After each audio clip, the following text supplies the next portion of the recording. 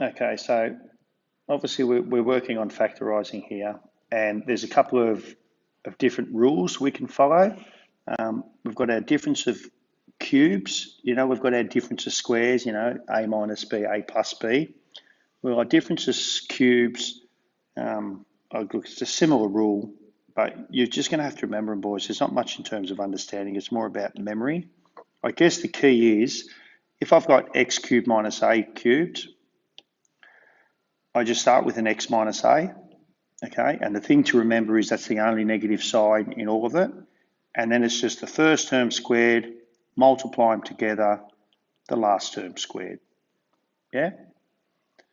So, whereas if it's the plus, x plus a, well, it's first term squared, multiply them together, plus last term squared, but we've got a negative sign second.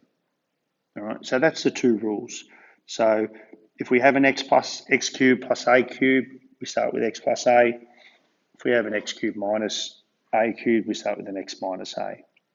My expansion, what that's saying is, if I was to go, for example, when I do x plus a all squared, I get x squared plus 2ax plus a squared, yeah?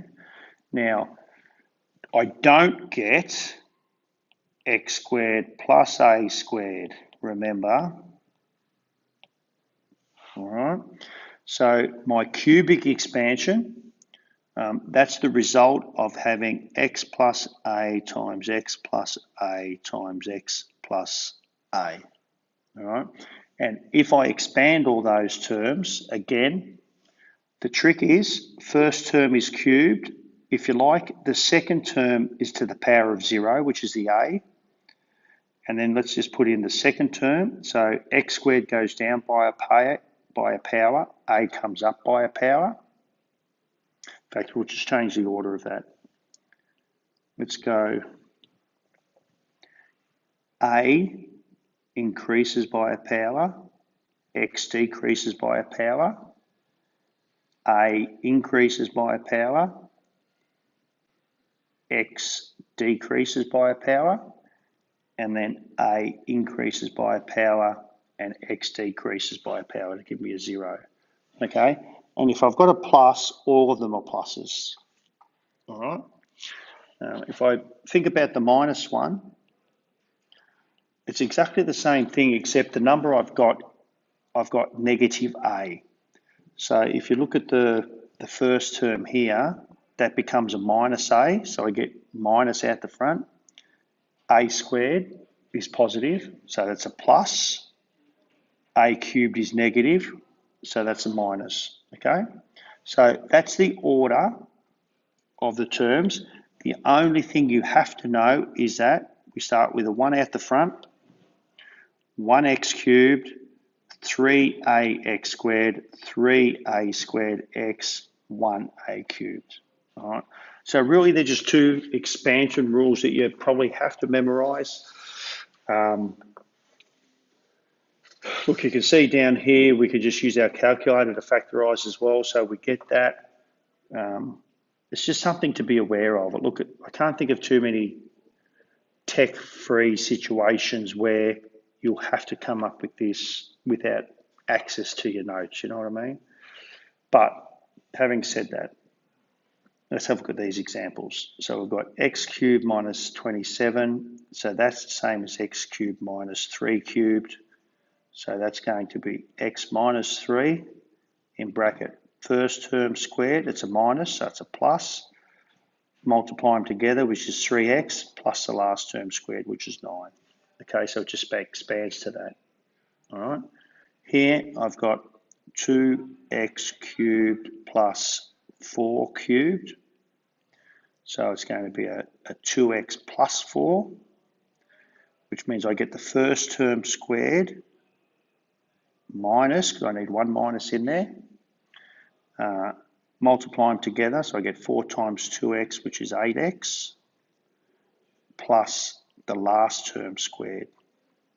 So if I just 2x plus 4 outside of 4x squared minus 8x plus 16. Now we could take factors out the front. I could take a 2 out the front of that one there and get x plus 2. And then I could take 4 out the front of that one there and get x squared minus 2x plus 4. So 2 4s are 8. So if I was to check my calculator, I'd probably end up with something like this, which makes a kind of sense.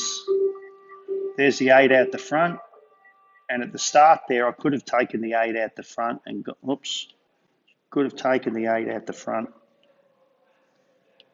and gone with an 8 outside of x cubed plus 8 and ended up with an x cubed plus 2 cubed. All right. So what have we got here? 16. Well, there's nothing cubed in any of those. So what's a common factor? 2 is. So if I take a 2 out the front, I'll get 8x cubed minus 27, which is going to be 2 out the front of 2x all cubed minus 3 cubed. That gives me 2 out the front of 2x minus 3. The first term squared, which is 4x squared, plus only one negative sign, so we get 3 times 2x, which is 6x, plus the last term squared, which is 3 squared, which is 9. All right, so that's my difference of cubes and the sum of cubes. All right, for my expansions, again, it's just following a rule. As I said, 9 times out of 10, we've got access to technology. If we don't, if you have to, we just do it, x squared minus 4x plus 4, and then multiply by x minus 2. All right. But if you can remember the rule, first term cubed plus 3 times, well, it's actually going to be a minus.